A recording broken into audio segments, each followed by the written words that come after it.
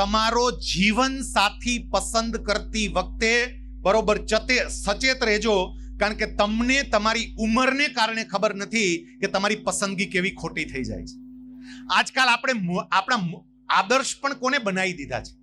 Film અભિનેત્રીઓ આપણી આદર્શ. હું તો એવું કહું કે સરદાર પટેલ સાહેબની દીકરી કુમારી મણિબેન પટેલ આપણા માટે આદર્શ હોવા જોઈએ કે પોતાના પિતા માટે એ દીકરીએ શું કર્યું હતું. બેનો યાદ રાખજો, આપણા પિતા પાસે પૈસા ભલે ના હોય, આપણા પિતા પાસે મોટો બંગલો ભલે ના હોય, આપણા પિતા પાસે મોટી કાર ભલે ના હોય, પણ આપણા પિતાની આબરૂ ગામમાં ગજબની હોય, આપણું ખોરડું ખાનદાની ખોરડું કહેવાતું હોય, એક પગલું આપણે એવું ભરીએ ને જિંદગી ભર આપણા પિતા નીચું મોઢું રાખીને ચાલતા થઈ જાય.